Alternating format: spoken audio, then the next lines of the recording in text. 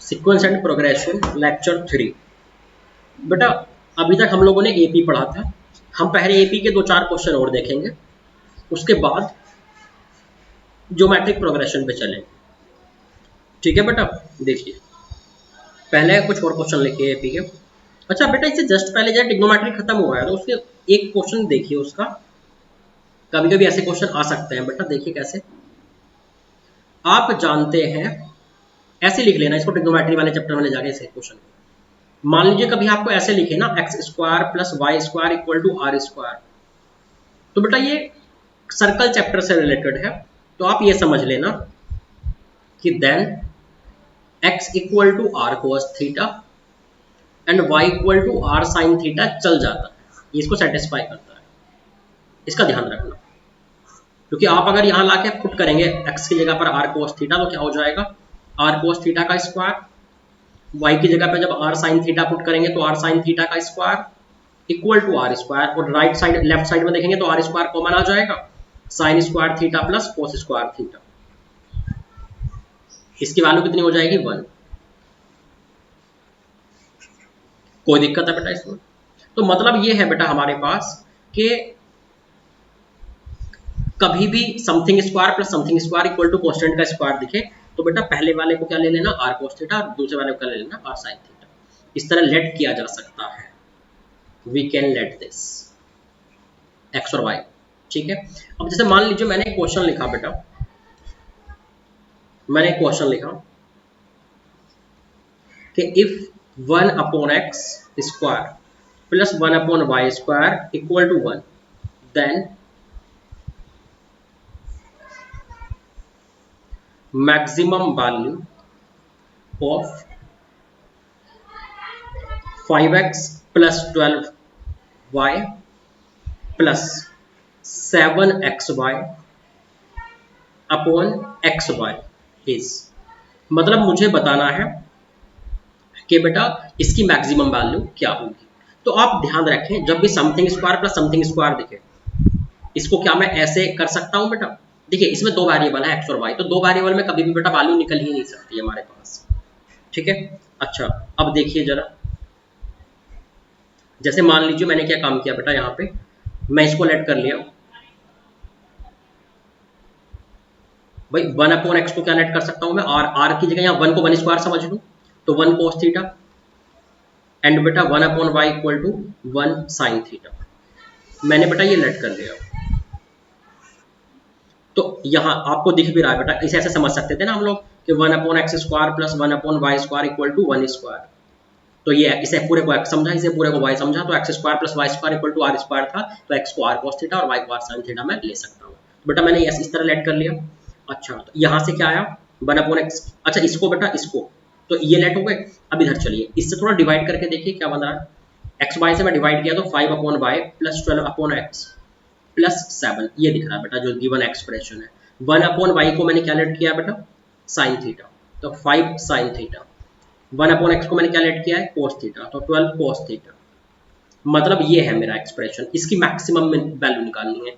आप जानते हैं something sine theta plus something cos theta की मैक्सिमम वैल्यू क्या हो जाएगी, इसकी मैक्सिमम वैल्यू आप जानते हैं ना, क्योंकि something sine theta plus something cos theta की मैक्सिमम मिनिमम वैल्यू आपने बहुत अच्छे से देखी है, माइनस रूट ए स्क्वायर प्लस बी स्क्वायर से प्लस का रूट ए स्क्वायर प्लस बी स्क्वायर तक जाते हैं। तो मैक्सिमम वैल्यू क्या हो गई, ये वाली, और ये क्या हो गई, मिनिमम। तो इसकी अगर मुझे मैक्सिमम वैल्यू चाहिए तो रूट 5 स्क्वायर प्लस 12 स्क्वायर, इसको सिंप्लीफाई करके आ गया 13। तो बेटा इसकी मैक्सिमम वैल्यू हो गई 13, अगर मुझे मैक्सिमम चाहिए थी, प्लस 7 है ना, इसकी मैंने मैक्सिमम वैल्यू ला कर रख दी, तो कितना हो गया 20, मैक्सिमम वैल्यू इज 20। तो समझ गए बेटा आप बात को, कि जब भी something square plus something square equal to constant square दिखे तो इस पहले वाले को और दूसरे वाले को r cos theta r sine theta let किया जा सकता है, और आर क्या है, राइट साइड में जिसका स्क्वायर है। कोई दिक्कत? और देखिए बेटा और कैसे कैसे क्वेश्चन आ सकते हैं। आपको मैंने 4 टर्म लेट करने बताए थे एपी के, तो जैसे मान लीजिए मेरे पास एक क्वेश्चन है बेटा, let x1 x3 are roots of equation x square minus 8x plus a. Equal to 0 and x2 x4 are roots of equation क्या इक्वेशन दी है बेटा, x square minus b x plus 40 equal to 0। ठीक है बेटा, और देखिए if x1 x2 x3 x4 are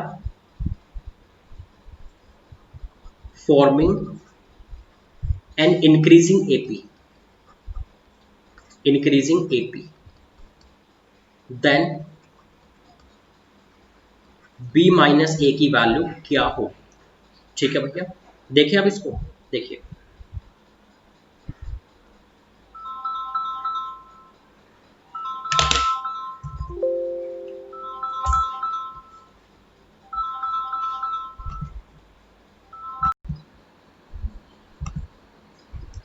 तो बेटा ये जो है हमारे पास, ये इसने क्या बोला है, x1 x3 इसके रूट्स हैं बेटा, x2 एंड x4 इसके रूट्स हैं, और ये चारों के चारों एपी में है। आपको पता है 4 नंबर जब एपी में होता है किस तरह लेट किए जा सकते हैं, इनको लेट कर लीजिए चारों नंबर एपी में। आपको पता है a minus d a plus d, बीच वाले हो जाते हैं, a माइनस 3d एंड बेटा a प्लस 3d। ये इस तरह से 4 नंबर हम लेट कर सकते हैं। अब एक बात बताइए बेटा, मान लीजिए हमने सम ऑफ रूट्स किया पहले वाले में, तो x1 प्लस x3 कितना हो जाएगा सम ऑफ रूट्स के हिसाब से 8। ऐसे ही बेटा सम ऑफ रूट्स किया मैंने दूसरी वाली इक्वेशन में, तो x2 प्लस x4, ये दूसरी वाली के रूट्स है ना, तो कितना हो जाएगा बेटा b। ठीक है, अब एक माइनस बी बाई ए से बेटा मैं लेकर के आया, अब मैं सबको ऐड कर दिया। मान लीजिए मैंने कर दिया x1 plus x2 plus x3 plus x4। ठीक है, ये हो जाएगा बेटा 8 प्लस बी, है ना, मैंने दोनों इक्वेशंस को ऐड कर दिया बेटा एक साथ। जब इनको मैंने ऐड किया सबको, तो कितना हो गया 4a plus 0 equal to 8 plus b. तो बेटा यहां से ना ऐसा कुछ आ गया कि a की वैल्यू कितनी हो गई 2 प्लस बी बाय 4, एक ये रिलेशन आया। चलिए और देखते हैं बेटा, मान लीजिए हम लोगों ने क्या किया बेटा, प्रोडक्ट ऑफ फ्रूट्स किया पहले वाले में। प्रोडक्ट ऑफ फ्रूट्स कितना आ जाएगा, प्रोडक्ट ऑफ फ्रूट्स आ रहा है बेटा मेरे पास, देखिए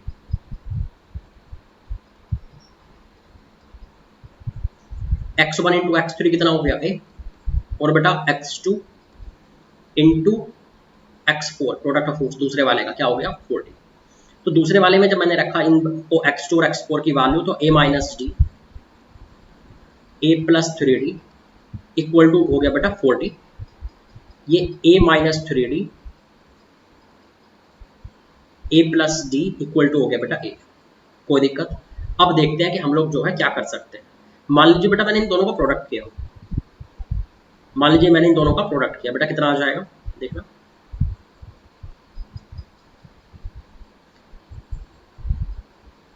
ये मेरे पास आ रहा है बेटा प्रोडक्ट करने पे a square minus 9d square into a square minus d square और इक्वल टू कितना बेटा 40a। ये एक ऐसा रिलेशन आ गया। ठीक है, और देखिए इसमें एक काम और भी हो सकता था बेटा, डी एलिमिनेट हो सकता था। यहाँ पर देखिए कैसे डी कैसे एलिमिनेट हो सकता था, और बातें देख लीजिए। मान लीजिए मैं बेटा ऐसा करूं, इसको पहले मल्टीप्लाई करवा दूं, तो कितना हो गया ए स्क्वायर माइनस 3d स्क्वायर, ये इधर गया तो माइनस 3ad, ये इधर गया तो प्लस ad, तो माइनस 2ad हो गया इक्वल टू a। यहाँ मल्टीप्लाई कीजिए तो ये हो गया ए स्क्वायर माइनस 3d स्क्वायर और माइनस 3 माइनस 2ad, ये जब इसके साथ जाएगा, ये नहीं माइनस, ये हो गया प्लस 2ad इक्वल टू 40। एक बेटा ये हो गया। मान लीजिए मैंने एक काम किया बेटा, पहले और दूसरे को सब्ट्रैक्ट किया, इक्वेशन 1 माइनस 2 कितना हो जाएगा बेटा सब्ट्रैक्ट होकर के, लेफ्ट वाला ए स्क्वायर और माइनस डी स्क्वायर कट जाएंगे, ये हो जाएगा मेरे पास minus 4ad equal to a minus 40। जैसे कितना आ गया बेटा a इक्वल टू दिस आ गया, ये सही है, कोई दिक्कत नहीं है। चलिए बट बेटा देखिए वो तो माइंड में जो उस टाइम पर स्ट्राइक कर जाए उससे आप कर लेंगे। मान लीजिए ये ठीक है, a की वैल्यू आ गई, सही है बेटा, ए की वैल्यू आ गई। डी भी निकाल लेते हैं यहीं से, ठीक है बेटा। जैसे मान लीजिए मैंने क्या काम करा, यहाँ से डी निकाला, ए की वैल्यू ये आ गई है, x1 प्लस x3 रखा, x1 की वैल्यू क्या है, x1 is a minus 3d, x3 is a plus D, दोनों का सम यहाँ रखा गया तो कितना हो गया बेटा 2 into a minus d equal to हो गया कितना 8। तो बेटा a माइनस डी कितना हो गया 4। बेटा यहाँ से a की वैल्यू रख दीजिए, तो ये आ जाएगा d equal to a minus 4, this minus 4, मतलब ये हो गया बेटा b बाई 4 माइनस 2, ये बेटा d की वैल्यू हो गई। तो d और a को मैंने दोनों को b की टर्म में फाइंड कर लिया, क्योंकि मुझे फाइनली तो a और b के वैल्यू चाहिए, कैपिटल A कैपिटल B की, ठीक है। अब ध्यान दीजिए, मैंने जब इन दोनों को फाइंड कर लिया, अब मैं यहाँ पहुंचता हूँ। एक तो ये रिलेशन आ रहा है a और d में, बेटा यहाँ से भी एक रिलेशन आएगा, यहाँ से क्या रिलेशन आ रहा है जरा देखना तो, ये आ गया मेरे पास कितना, यहीं पर पुट कर दीजिए, कोई दिक्कत वाली बात थोड़ी है। मान लीजिए मैंने क्या किया, यहीं पर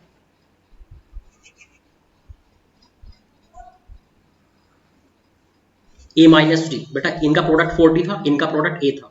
अब मैं क्या एक काम करता हूँ ना, प्रोडक्ट वाला जो है ना बेटा मैं नेक्स्ट पेज पे कर देता हूँ, कोई दिक्कत नहीं है, सब सही चल रहा है। जैसे मान लीजिए मेरे पास था कितना, मेरे पास था बेटा x2 into x4 equal to कितना था बेटा 40।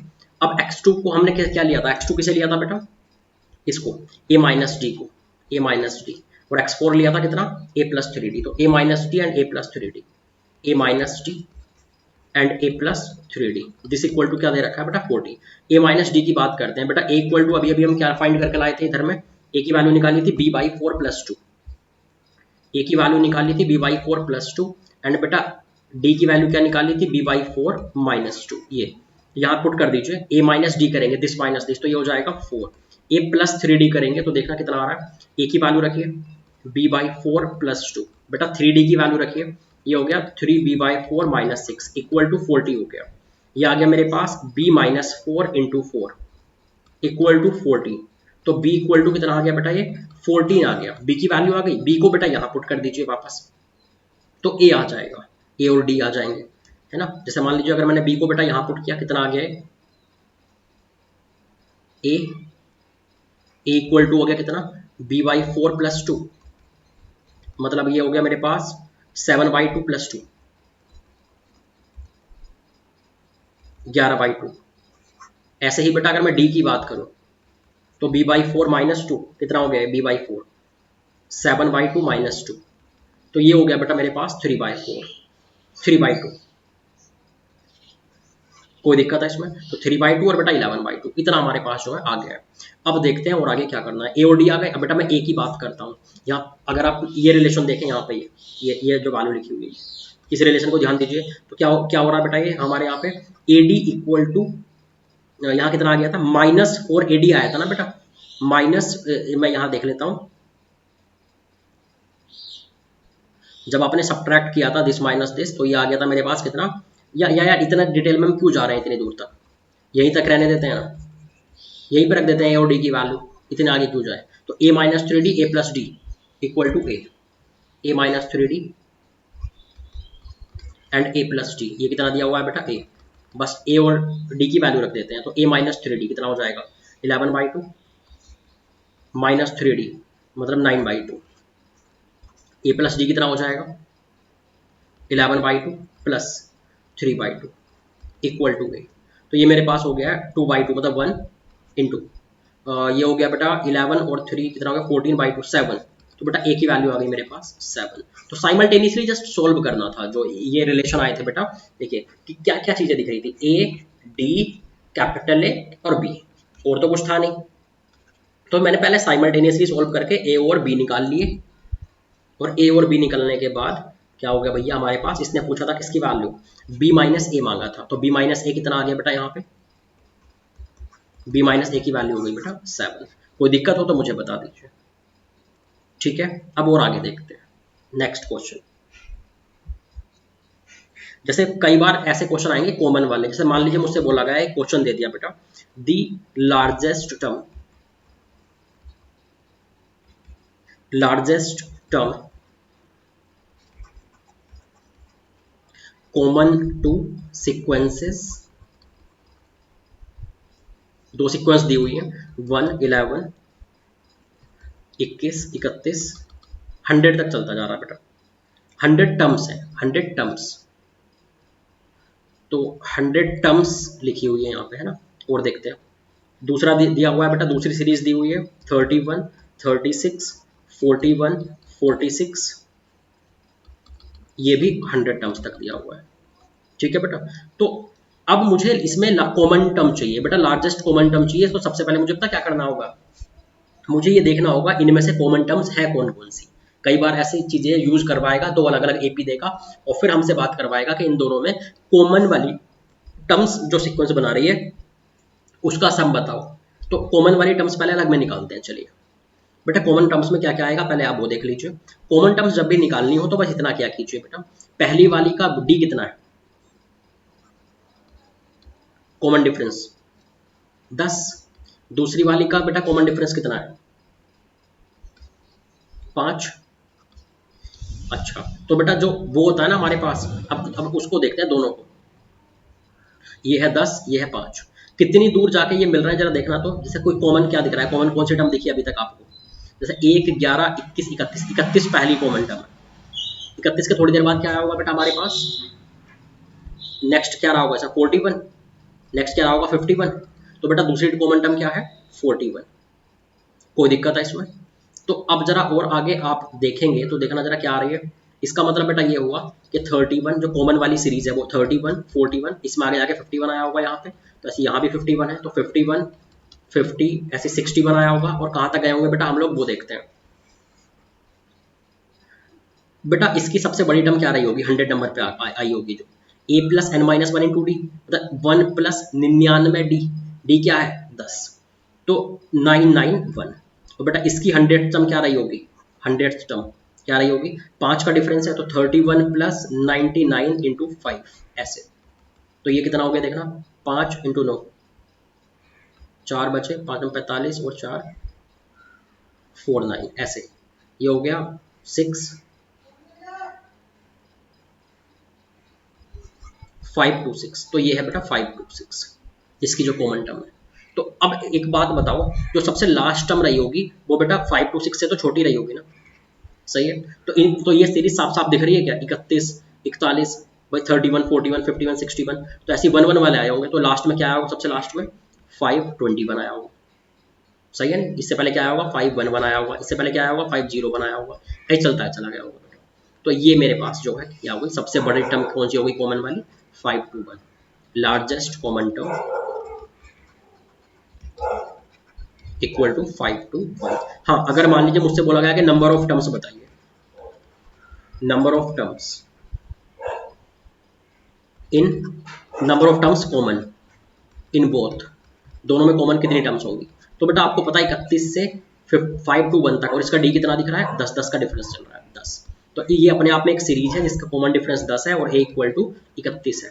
नंबर ऑफ टर्म्स काउंट करनी है तो देखना जरा 521 जो है वो कौन से नंबर का टर्म होगा, a plus n minus one into d करते हैं इसकी जगह। मैंने मान लिया टोटल n टर्म्स है तो n नंबर का टर्म 521 हो गया, a की वैल्यू हो गई 31 plus n minus one into d, d कितना है बेटा 10। तो ये कुछ ऐसा हो गया, ये इधर आया तो कितना हो गया 490 इक्वल टू 10n माइनस 10 ऐसा कुछ। तो ये बेटा 50 हो गया, n इक्वल टू हो गया 50। तो number of terms equal to 50। कोई दिक्कत है,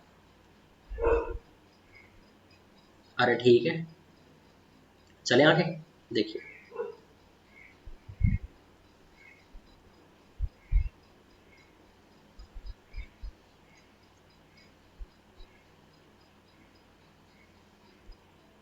largest term common to sequence, ठीक है। तो आंसर क्या हो गया, सिर्फ अगर क्वेश्चन का आंसर देखें, इसने लार्जेस्ट कॉमन टर्म पूछी थी तो लार्जेस्ट कॉमन टर्म तो 521 हो गई, उसके आगे की मिलेगी नहीं, सबसे बड़ी कॉमन यही आएगी, है ना। और बेटा अगर नंबर ऑफ टर्म्स पूछता अलग से तो 50 बता देते हैं। और देखिए बेटा आगे देखिए,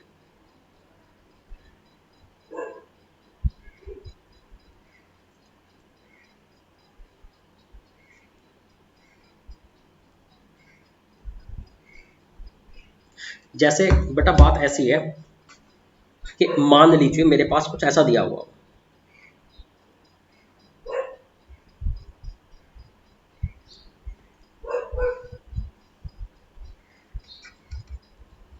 if alpha, beta and roots of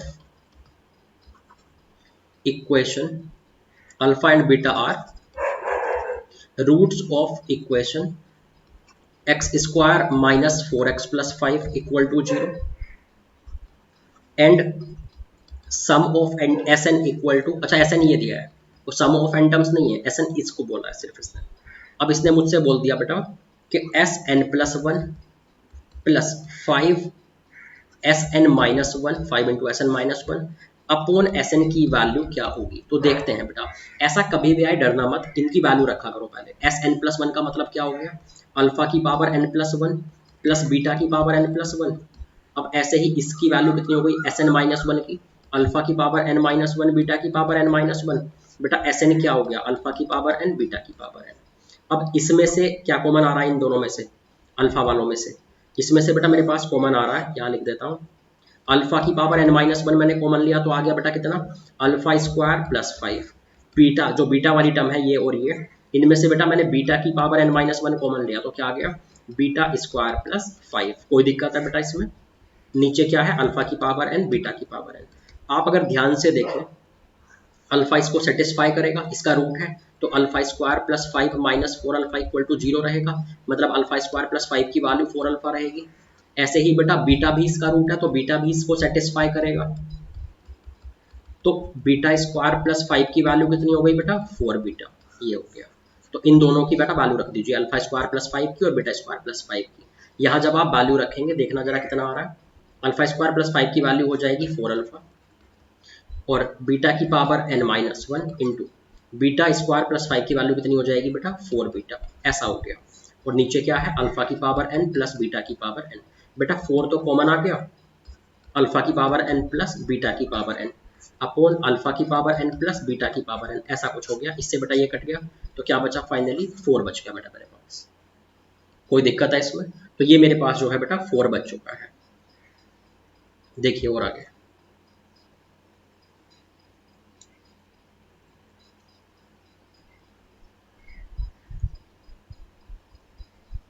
next समझ गए बेटा, टेंशन मत लेना, SN+1 जब रखे जाते हैं तो कॉमन लेके स्क्वायर बना लिया करो, स्क्वायर वाला टर्म। नेक्स्ट, अब हम लोग चलते हैं बेटा किस पे, जीपी पे, ज्योमेट्रिक प्रोग्रेशन पे। सही है, देखिए अगर हम लोग ज्योमेट्रिक प्रोग्रेशन पर गए,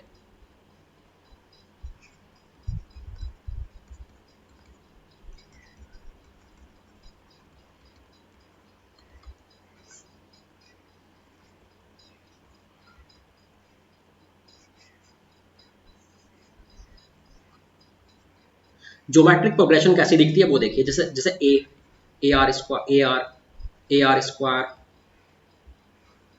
AR³ चलता चला जा रहा है बेटा। तो होता ये है, ऐसे n पे जाऊंगा तो AR की पावर n-1, एक कम पावर लग रही है ना, पहले पे R है ही नहीं, दूसरे में R की पावर 1 है, तीसरे टर्म में R की पावर 2 है, तो R का मल्टीप्लाई होता हुआ दिख रहा हो, एक फिक्स नंबर का मल्टीप्लाई होता हुआ दिख रहा हो, चलता चला जा रहा हो हर एक टर्म में, तो क्या होता है वो, देखिए पहले में R का मल्टीप्लाई करके सेकंड टर्म आई, सेकंड में R का मल्टीप्लाई करके थर्ड टर्म आई, थर्ड में R का मल्टीप्लाई करके फोर्थ टर्म आई। हम जब ऐसे चलते जा रहे हैं तो बेटा इसको हम क्या बोलते हैं, कि ये एक फिक्स नंबर का मल्टीप्लाई होता जा रहा है, तो इसे हम बोलते हैं कि ये ज्योमेट्रिक प्रोग्रेशन है। शॉर्ट में क्या बोलते हैं ज्योमेट्रिक प्रोग्रेशन को बेटा, जीपी। ठीक है, अब अगर हम लोग जो है और आगे की बात करें इसमें, तो कुछ ऐसा, किन्हीं भी दो का रेशियो देखिए, जैसे ये बेटा मेरे पास पहला टर्म है, ये मेरे पास दूसरा टर्म है, ये तीसरा टर्म है, ये फोर्थ है, चलता जा रहा है, ये n नंबर का टर्म है। बेटा अगर मैं मान लीजिए T2/T1 करूँ तो कट के क्या बच रहा है, r। अगर बेटा मैं T3/T2 करूँ तो कट के क्या बच रहा है, r। अगर बेटा मैं T4/T3 करूँ तो कट के क्या बच रहा है बेटा, r। इसका मतलब क्या है बेटा हमारे पास, कि हमारे पास जो है किन्हीं भी दो टर्म का जो रेशियो है वो हमेशा फिक्स होता है, r। किन्हीं भी दो कॉन्जिक्यूटिव टर्म्स का रेशियो इक्वल होता है। तो मतलब मैं ऐसा बोलना चाहूंगा कि इसकी जो डेफिनेशन हुई जीपी की वो ऐसा है, a sequence in which ratio of any two consecutive terms is always fixed। सही है बेटा, is always fixed with and this fixed ratio is called common ratio. जैसे वहां कॉमन डिफरेंस फिक्स था, वहां दो एपी में दो कॉन्जिक्यूटिव टर्म्स का डिफरेंस फिक्स था, यहां दो कॉन्जिक्यूटिव टर्म्स का रेशियो फिक्स है, कॉमन रेशियो। तो तो किन्हीं भी दो टर्म्स को अगर आप पकड़ोगे कॉन्जिक्यूटिव को, तो उनका रेशियो हमेशा क्या रहेगा बेटा, कांस्टेंट रहेगा। और वो जो कांस्टेंट रेशियो है उसको हम क्या बोलते हैं, कॉमन रेशियो बोलते हैं। ठीक है, अब हम और आगे चलते हैं। और बेसिकली हमारे माइंड में ये इमेज बननी चाहिए कि किसी का बस आर का मल्टीप्लाई होता चला जाता है, पहले टर्म में आर का मल्टीप्लाई करो दूसरी आ जाएगी, दूसरी में आर का मल्टीप्लाई करो तीसरी आ जाएगी, और ऐसे करके ये जो है बेटा चलती चली जाएगी। हमारे माइंड में ये वाली इमेज होनी चाहिए। ठीक है बेटा, अब यहाँ पर हमारे पास क्या आएगा जीपी के बारे में, एक तो आएगी बेटा nth टर्म ऑफ जीपी और एक आएगा सम ऑफ जीपी। सही बात है बेटा, जैसे मान लीजिए मैंने बोला nth term of AP GP, अब तो जीपी में कर रहे हैं ना, धोखे से एपी बोला जा रहा है। तो बेटा एक बात बताइए, जैसे आप इस पर चलें, तो पहले टर्म में कितना है, ए आर की पावर 0 समझ लो, दूसरे में आर की पावर 1, तीसरे में आर की पावर 2, फोर्थ टर्म में आर की पावर 3, मतलब एक कम होती है। तो अगर मैं बात करूं nth टर्म, तो टी एन एन नंबर का टर्म चाहिए, तो a इंटू आर की पावर n-1, एक कम पावर लग जाएगी। Where a is first term, where a is first term of GP and r is common ratio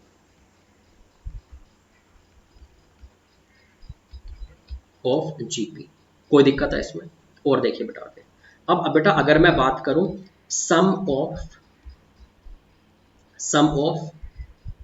n terms of GP, तो अगर मान लीजिए बेटा ये मुझे एसएन चाहिए, सम ऑफ एन टर्म्स, जैसे a plus a r square plus a r cube, चलता चला जा रहा है बेटा कहाँ तक, ए आर की पावर n-1 तक, एन टर्म्स हो गई टोटल। मुझे इनके सम की वैल्यू चाहिए, मतलब मुझे एस एन की वैल्यू चाहिए। तो हम इसका डेरिवेशन ऐसे आता है, जो कॉमन रेशियो है उसका एक बार मल्टीप्लाई करा के, उसका एक बार बेटा मल्टीप्लाई करवा के और सब्ट्रैक्ट कर देंगे। जैसे मान लीजिए इसमें बेटा मैंने आर का मल्टीप्लाई करवाया, ए आर हो गया plus a r square plus a r cube plus a are की पावर 4, चलता जा रहा है ऐसे ऐसे बेटा यहाँ पर क्या आ जाएगा, ए आर की पावर n। तो बेटा मैंने क्या काम किया, पूरे इक्वेशन में आर का मल्टीप्लाई किया और सब्ट्रैक्ट करवाया। तो ए में से बेटा ये एक जैसे दिख रहे हैं ना, एक जैसे दिख रहे हैं। तो जब मैंने सब्ट्रैक्ट किया इक्वेशन 1-2, तो लेफ्ट में क्या आ गया, एस एन कॉमन आकर के 1-r हो गया, राइट साइड में ए आर से कट गया, ए आर स्क्वायर से कट गया, तो एक तो ये बचेगा ए, और एक लास्ट में ये अपने पहले वाले से कट जाएगा, तो सिर्फ एक ये बचेगा। तो क्या बच गया, a माइनस ए आर की पावर n, मतलब a इंटू 1-r की पावर n। 1-r से अगर बेटा मैं डिवाइड करूंगा तो ये हो जाएगा a इंटू 1-r की पावर n अपॉन 1-r। कोई दिक्कत है? ठीक है बेटा, तो ये हो गया मेरा n टर्म्स का सम। तो अब से आप ध्यान डेरिवेशन पे ज़्यादा ध्यान ना दें, आप बस इतना ध्यान रखें कि nth टर्म चाहिए, तो a इंटू आर की पावर एक कम पावर लगा दिया करें, बस जिस नंबर की टर्म है उससे कम पावर। मान लीजिए मुझे चाहिए t5 पांचवा टर्म, तो a आर की पावर 4 लगा दो बस। Where r is common ratio, a is first term. अगर अगर बेटा मैं इसमें बात करूं, देखिए S n equal to a into r की power n, a into 1-r की पावर n, अगर मैं इसकी बात करूं अपॉन में 1-r की बात करूं, तो बेटा ये मेरे पास फिक्स है, ये सम ऑफ n टर्म्स हो गया, where a is first term of GP, r is common ratio, n क्या है, नंबर ऑफ टर्म्स। ठीक है, अब हमारे पास आता है बेटा एक इन्फिनाइट जीपी का सम ऑफ इन्फिनाइट जीपी।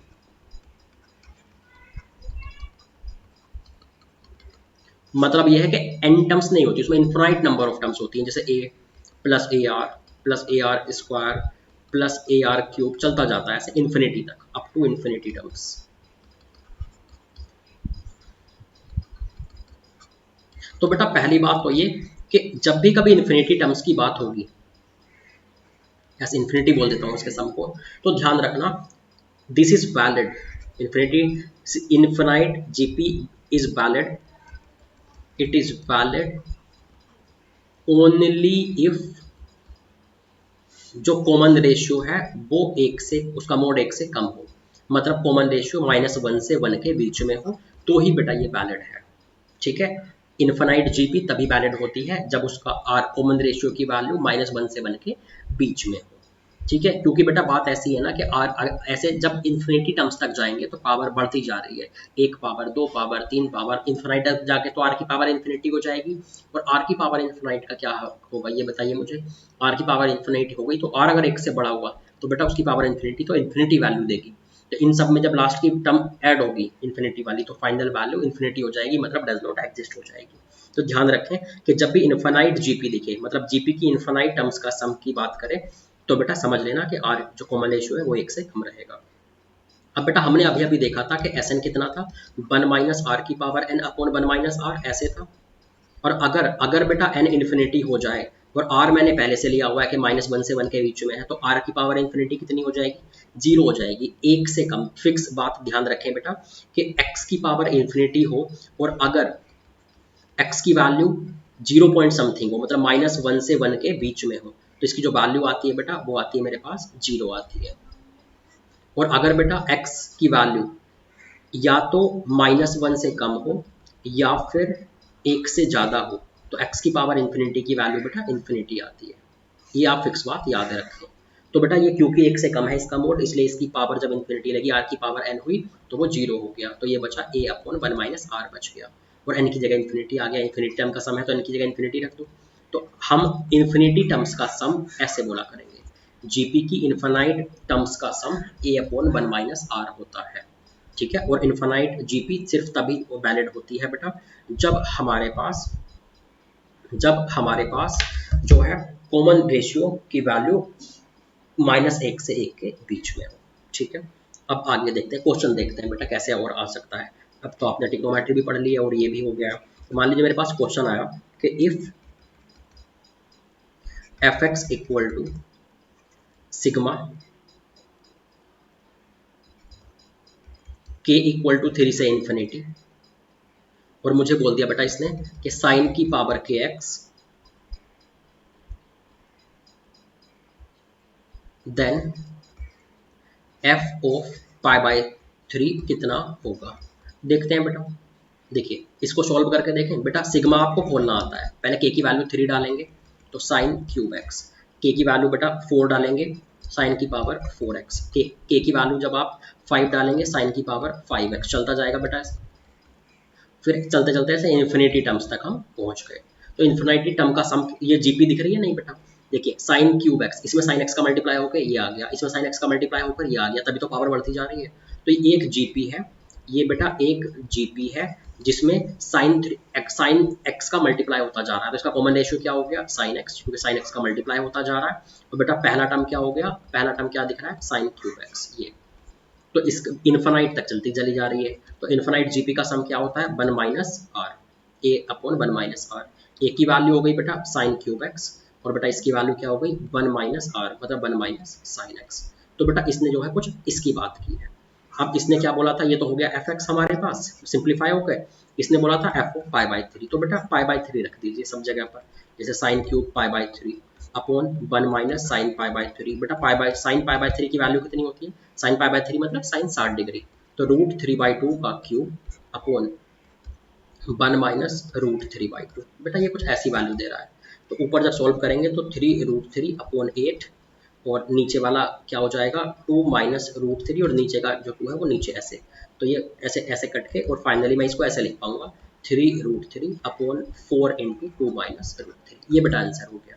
तो समझ रहे हैं आप बात को कि आपको क्या करना होगा बेटा, जब भी कभी ऐसे सिग्मा है तो सिग्मा को खोल के देखो, वो एक सीरीज दिखेगी तो समझ जीपी समझ जाएंगे। जब किसी का मल्टीप्लाई होता जा रहा हो तो उसी को आप क्या बोलते हैं कि ये हमारा जीपी है। कोई दिक्कत है भैया इसमें? ठीक है, आगे चले।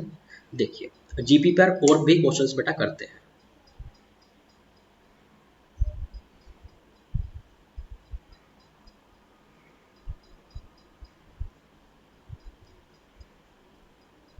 इसको नोट कीजिए।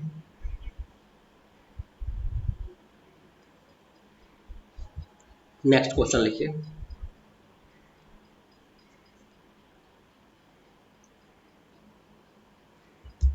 जैसे मान लीजिए बेटा मेरे पास क्वेश्चन दिया हुआ है कि in a GP if T3 equal to 2 and T6 equal to -1/4, तो फाइंड कीजिए T10। बेटा एक बात बताइए, जीपी में T3 का मतलब क्या हुआ? AR², इसकी वैल्यू 2 दी हुई है। T6 का मतलब क्या हुआ? AR⁵, इसकी वैल्यू -1/4 दी हुई है। आपको समझ में आ रही होंगी बातें। मैंने एपी में भी यही किया था, आपसे बोला T3 तीसरा टर्म लिख दो, T6 6 टर्म लिख दो, ठीक है। T10 की बात कर रहा है तो 10 टर्म का फॉर्मूला लिखेंगे। पहले इनको सॉल्व करके ए और आर निकालने की कोशिश करेंगे। जैसे एपी में हम कोशिश करते थे कि ए एंड डी की वैल्यू निकले, ऐसे ही मतलब first term and common difference की वैल्यू निकले। यहाँ कॉमन डिफरेंस की बजाय कॉमन रेशियो यूज हो रहा है। तो यहाँ बेटा हम लोग कोशिश करेंगे कि हमारे पास जो है first term and common ratio की पहले वैल्यू निकले। अब मैं इसको जब सॉल्व करने के लिए गया, मैंने बेटा इक्वेशन 1 अपॉन इक्वेशन 2 कर दिया। मान लीजिए मैंने इक्वेशन 1 को डिवाइड किया इक्वेशन 2 से, तो लेफ्ट साइड से डिवाइड हो जाएगी तो बचेगा 1/r³। राइट साइड से डिवाइड हो जाएगी तो क्या बचेगा? ऐसे, मतलब -8। यहाँ से r इक्वल टू आ गया बेटा -1/2। कॉमन रेशियो आ चुका। जब कॉमन रेशियो आ गया बेटा, r की वैल्यू यहाँ पुट कर दो मैं, तो ये आ गया a इंटू -1/2 का स्क्वायर इक्वल टू 2। तो a इक्वल टू आ गया बेटा मेरे पास 8। तो a 8 है और r जो है वो -1/2 है, ठीक है। अब मुझे क्या चाहिए? मुझसे पूछा गया था 10th टर्म, ठीक है। 10th टर्म का मतलब होता है एक कम पावर लगती है ना, तो AR⁹ a की वैल्यू कितनी हो गई? 8 बेटा, r की वैल्यू कितनी हो गई? -1/2 ऐसे। तो ओड पावर है, माइनस बाहर आ जाएगा। 8 2 की 3 पावर को कट मार देगी तो 1/2 हो जाएगा। तो -1/64 हो गया बेटा ये वैल्यू। तो कोई दिक्कत आ गई T10। तो जैसे वहाँ ए और डी निकालने की कोशिश करते थे, ऐसे यहाँ पर क्या कोशिश करें? हमेशा ए और आर निकालने की हमेशा बेटा कोशिश करें, ठीक है। नेक्स्ट क्वेश्चन देखिए। जैसे मान लीजिए मेरे पास क्वेश्चन लिखा हुआ है,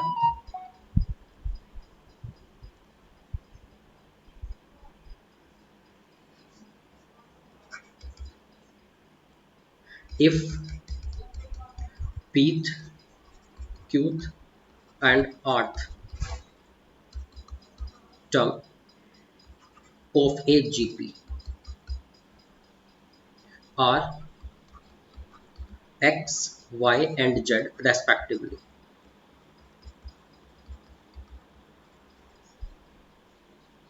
then find the value of x की power q minus r, y की power r minus p and z की पावर p माइनस q। ये फाइंड कीजिए, ठीक है। अब देखते हैं। तो हमारे पास क्या है, जब p q r नंबर का टर्म है x y z, तो x को हम क्या ले लूँ? मान लो a r की पावर p माइनस बन रहा होगा, y क्या रहा होगा? q की power r minus y equal to क्या रहा होगा बेटा? q नंबर का टर्म है ना, तो a r की पावर q माइनस 1। बेटा z क्या है? r नंबर का टर्म है, rth टर्म, तो a इंटू आर की पावर। बेटा इसने स्मॉल r को यूज कर दिया, इसलिए मैं यहाँ कैपिटल R ले लेता हूँ, अपने कॉमन रेशियो को लेट कर लेता हूँ, है ना। मैंने यहाँ लेट कर लिया, let common ratio equal to capital R। कोई दिक्कत? अब देखिए बेटा, अगर मेरे पास एक्स वाई जेड आ चुके हैं, यहां ले जाकर के पुट करूं। देखिए अगर मैंने यहां पर ले जाकर पुट किया, इसमें x की जगह पर आ गया ए आर की पावर p माइनस 1, ऊपर से क्या लगा हुआ है? q minus are. y की जगह आ गया ए आर की पावर q माइनस 1, ऊपर में लगा हुआ है r माइनस p। उसके नीचे में क्या आ गया? ए आर जेड की वैल्यू रख दी ये, और ऊपर में क्या लग गया भैया? p minus q।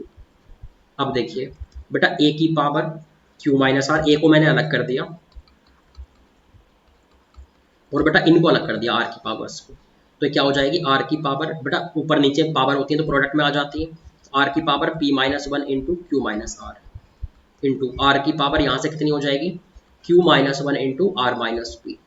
बेटा यहाँ से कितनी हो जाएगी? r की पावर, ये r है, ये बना r है, r की power r minus 1 into P minus Q. अब देखते हैं बेटा, पावर्स इनटू में इसकी बेटा बेस सेम हो तो पावर्स ऐड हो जाती है, पावर ऐड हो गई ऐसे, ऐसे यहाँ भी आर की साथ तीनों तीनों आर की पावर ऐड हो जाएंगी, आपस में पावर ऐड होंगी, मल्टीप्लाई कर करके लिख रहा हूँ मैं, तो p q minus p r minus q plus r, ये तो पहले वाले की पावर थी, प्लस दूसरे वाले की पावर कितनी थी, मल्टीप्लाई कर करके लिख रहा हूँ, q r minus q p minus r plus p. तीसरे वाले को देखिए, r p minus r q minus p plus q, ऐसे कुछ हो गया। क्या ये आपस में कट रहे हैं, जैसे पी क्यू इससे कट गया, पी आर इससे कट गया, क्यू आर इससे कट गया, minus q plus q, minus p plus p minus r plus r, कितना हो गया है, आर की पावर सारी कट गई, ऐसे ही आपस में कट गए, तो ए की पावर 0 इंटू आर की पावर 0, तो वैल्यू कितनी हो गई 1। तो आपको डरना नहीं है, कभी बोले एक्स वाई जेड जो है पी नंबर का, क्यू नंबर का और आर नंबर का टर्म है, तो आप पी नंबर का और आर नंबर का, क्यू नंबर का ये जब जो है टर्म ले लें, ऐड कर लें, फिर उनको ले जा करके पुट करवाते हैं बेटा, ठीक है, कोई दिक्कत है इसमें? ओके बेटा, जैसे जीपी पहले आगे चलने से पहले, जैसे याद है हमने एपी में कुछ इंपॉर्टेंट पॉइंट लिखे थे कि 3 टर्म सेलेक्ट करनी हो तो ऐसे करें, है ना बेटा, ऐसी ऐसी बातें, तो यहाँ भी एक दो बातें कुछ लिख लेते हैं, इंपॉर्टेंट पॉइंट्स अबाउट जीपी, फिर हम आगे क्वेश्चन करेंगे इस पर, ठीक है, इस पर भी बहुत सारे क्वेश्चन करने हैं जैसे एपी में किए थे। तो यहाँ हम लोग छोटा सा हेडिंग डालते हैं बेटा, इंपॉर्टेंट पॉइंट्स अबाउट जीपी, ठीक है। अब देखिए, पहला पॉइंट है बेटा कि अगर जैसे कोई एपी है, सॉरी कोई जीपी है, जीपी में अगर आपने जैसे एपी में क्या कॉन्सेप्ट था, किसी भी नंबर का को ऐड कर दो, सब्ट्रैक्ट कर दो, मल्टीप्लाई कर दो, डिवाइड कर दो, सारे सारे टर्म्स में अगर मल्टीप्लाई किया सेम नंबर का या ऐड किया सब्ट्रैक्ट किया, तो वो एपी जो थी, नई टर्म भी नई सीक्वेंस भी एपी ही रहती थी।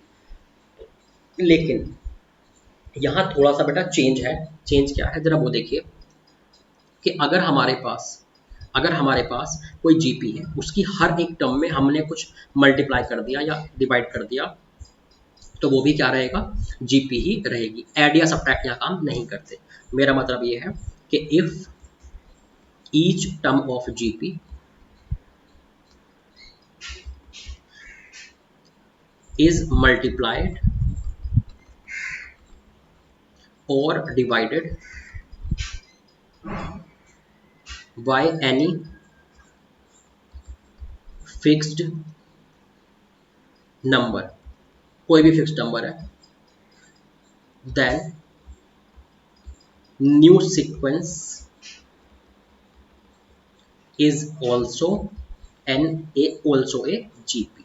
सही है भैया, द हर एक टर्म में अगर किसी फिक्स नंबर का, मान लीजिए आपने हर टर्म में 2 का मल्टीप्लाई करवा दिया, तो भी वो जीपी ही रहेगी। मान लीजिए आपने हर टर्म में 3 का डिवाइड करवा दिया, तो भी वो जीपी ही रहेगी, ठीक है बेटा। और आगे देखिए,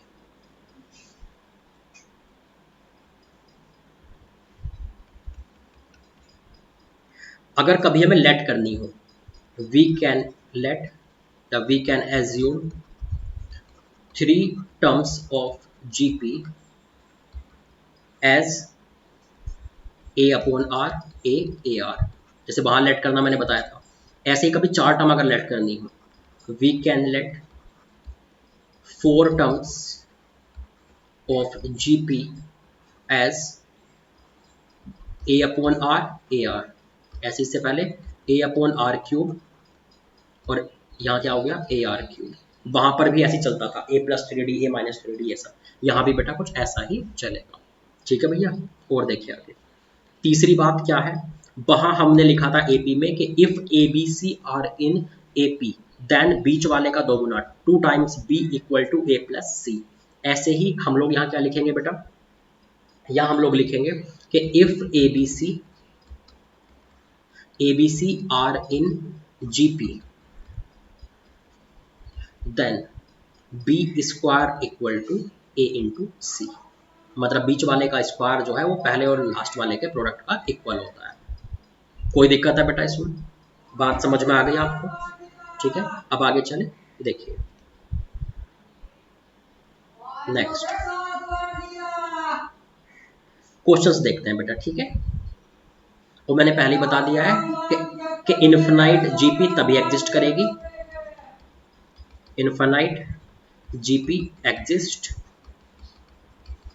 इफ जो आर है वो -1 से 1 के बीच में हो। ठीक है बेटा, देखिए मान लीजिए मैंने क्वेश्चन लिखा the sum of 3 consecutive terms of a GP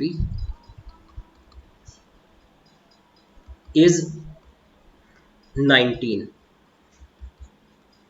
and their product is 216.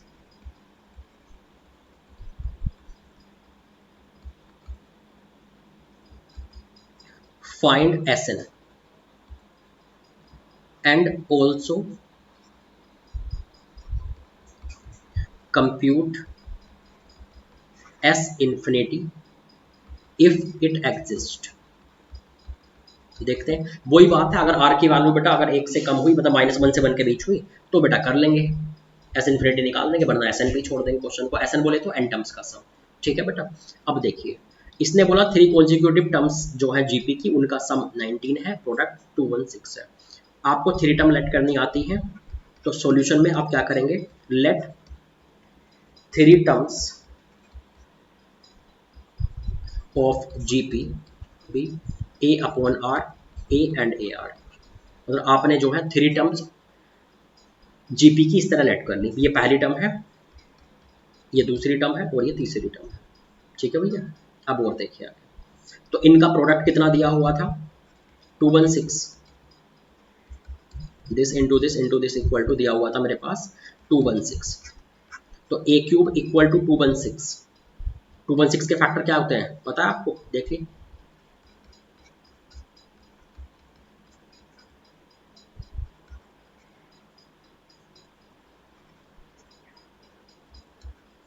ये क्या दिख रहा है 6 का क्यूब, तो बेटा यहाँ के हिसाब से इक्वल टू कितना आ गया 6।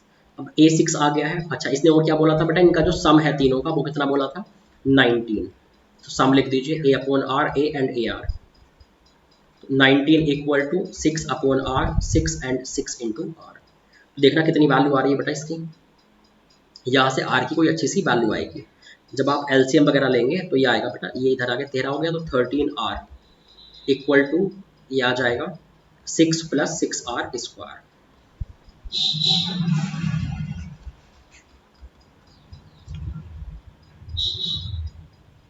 ये कुछ ऐसा आ गया बेटा। ठीक है, अब देखते हैं, तो यहां पर जो है हमारे पास आर की वैल्यू क्या आ रही है बेटा, कुछ फैक्टराइज कर पा रहे हैं, 6 इंटू 6 एंड 6 प्लस 6 9, 9 एंड 4 13 हो जाएगा ना बेटा।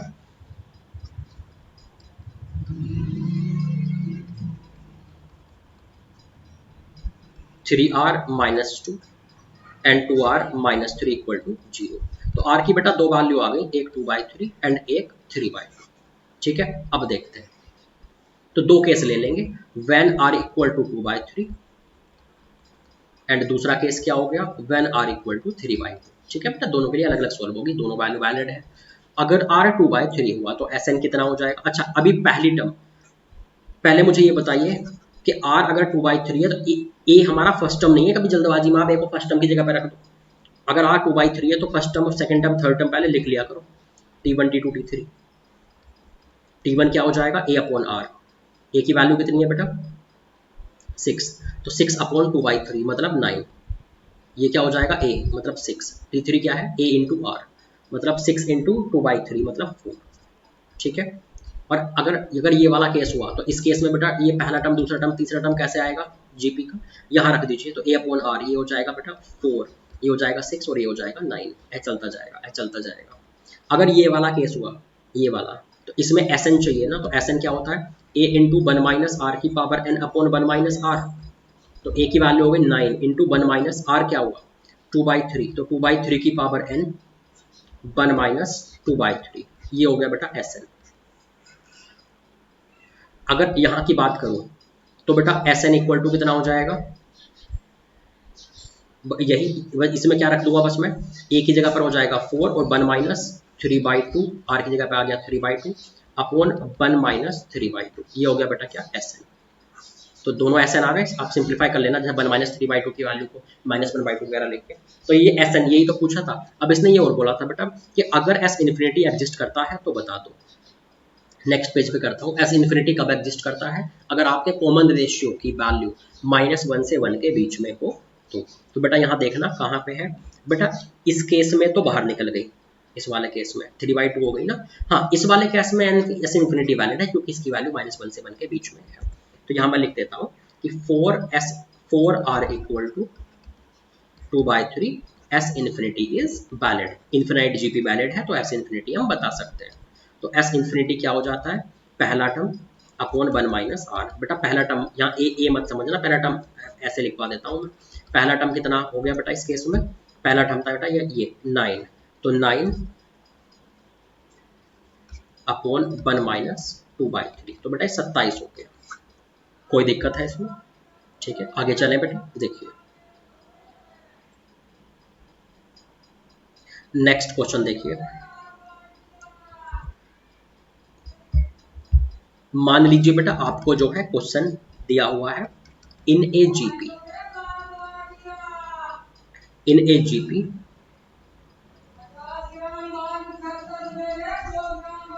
A1 plus A2 plus A3 equal to 13 है। A1 square, A2 square, A3 square, ये 91 है। तो Sn की वैल्यू क्या होगी?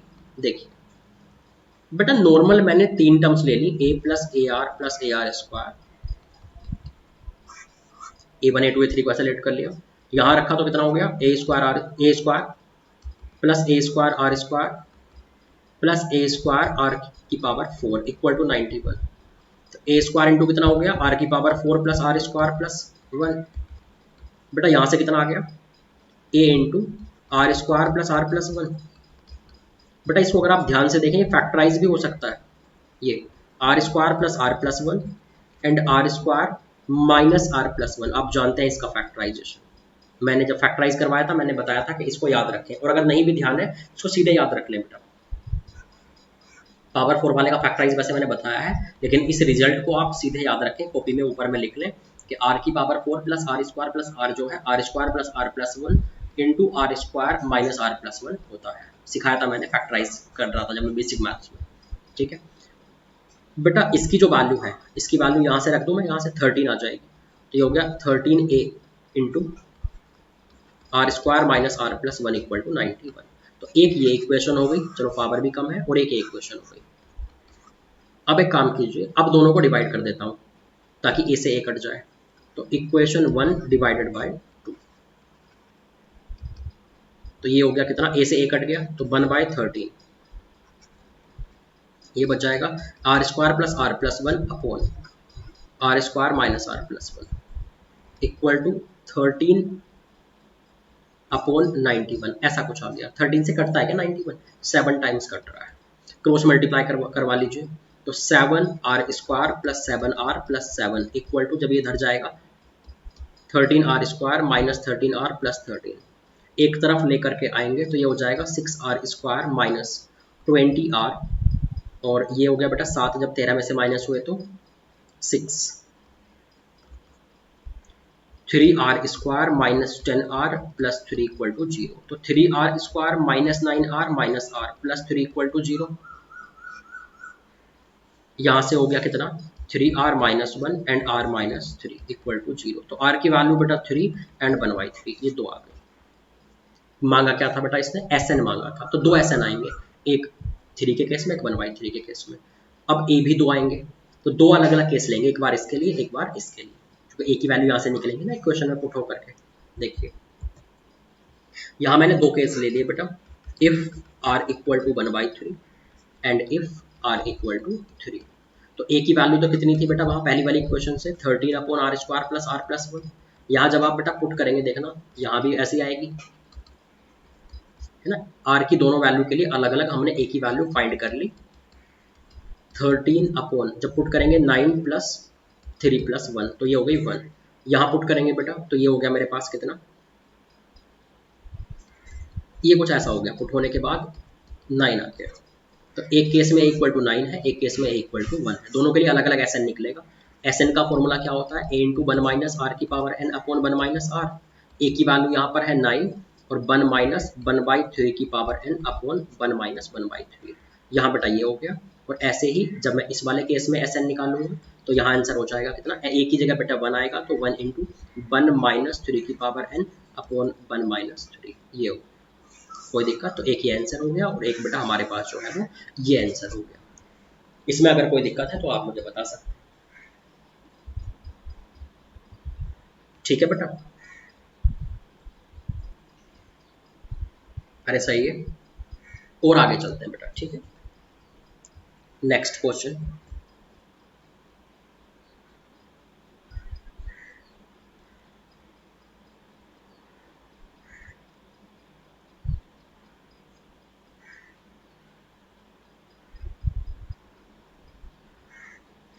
मान लीजिए मेरे पास बेटा एक क्वेश्चन लिखा हुआ है, the sum of an infinite number of terms of GP is 15 and sum of their squares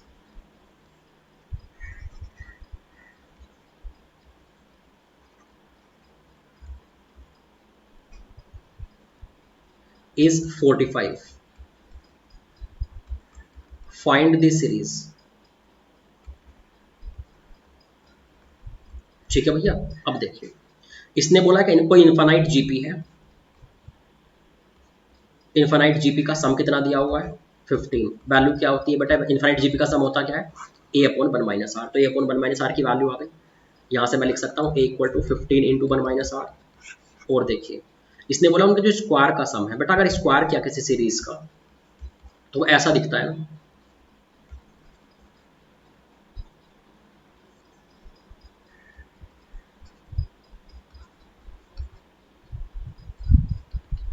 क्योंकि बेटा ओरिजिनल सीरीज तो इस तरह रही होगी ना, ए आर स्क्वायर ए आर क्यूब चलता गया होगा ऐसे। तो अगर मैंने इन सबका स्क्वायर किया तो ऐसा दिखा। इस टाइम पर पहले टर्म क्या दिख रहा है, ए स्क्वायर। तो जब इन्फिनिटी जीपी है, ये भी स्क्वायर करने पर, जीपी का स्क्वायर करने पर भी जीपी ही होती है, बस पहला फर्स्ट टर्म और कॉमन रेशियो बदल जाते हैं। फर्स्ट टर्म क्या हो गया, ए स्क्वायर, और कॉमन रेशियो होता था वन माइनस कॉमन रेशियो क्या है, आर स्क्वायर का मल्टीप्लाई होता हुआ दिख रहा है, तो आर स्क्वायर। इसकी वैल्यू कितनी दी हुई है बेटा 45। इन स्क्वायर करने के बाद जो जीपीआई है उसका जो सम दिया हुआ है इनफाइनाइट जीपी का, वो दिया हुआ है बेटा 45। ठीक है, अब देखते हैं इसमें मैं ऐसा लिख सकता हूँ a upon one minus r into one minus r. नीचे वाले को मैं ऐसे लिख लूँ a square minus b square करके, a one plus r into one minus r, और ए को लिख लिया ए इंटू ए स्क्वायर को लिख लिया ए इंटू ए। आप अगर इतने हिस्से की वैल्यू देखें, ए अपॉन वन माइनस आर की वैल्यू ये 15 थी, तो यहाँ कितना हो गया बेटा 15 into a upon one plus r equal to 45। 15 से कट गया 3 टाइम्स। बेटा ए इक्वल टू कितना है 15 इंटू वन माइनस आर, यहाँ ले जाकर लग दूँ तो 15 into one minus r upon one plus r equal to 3। इसको बेटा इधर ले आता हूँ सॉल्व करने के लिए, क्रॉस मल्टीप्लाई करवा देता हूँ, ये हो जाएगा 5 minus five r equal to one plus r. तो बेटा ये हो गया 4 equal to 6 r, r equal to हो गया बेटा 2/3। ठीक है, आर 2/3 है, तो यहाँ ले जाऊँ ए की वैल्यू यहाँ रख दूँ, तो ए कितना हो जाएगा 15 इंटू वन माइनस आर मतलब 5। तो हमारे पास फर्स्ट टर्म आ गया, कॉमन रेशियो आ गया। तो बेटा सीरीज क्या होगी, इसने बोला था कि सीरीज बताओ, सम नहीं बोला था, सीरीज बताओ। सीरीज तो क्या है, ए आर स्क्वायर ये होती है सीरीज। तो ए की वैल्यू रखो कितना हो गया 5, 5 इंटू 2/3, आर की वैल्यू रखी 5 इंटू 2/3 का स्क्वायर, बेटा ये चलती जाएगी सीरीज। सिंप्लीफाई करेंगे 5 10/3, ये कितना हो गया 20/9, ऐसे चलती जा रही है। तो ये बेटा ये है सीरीज। कोई दिक्कत है इसमें?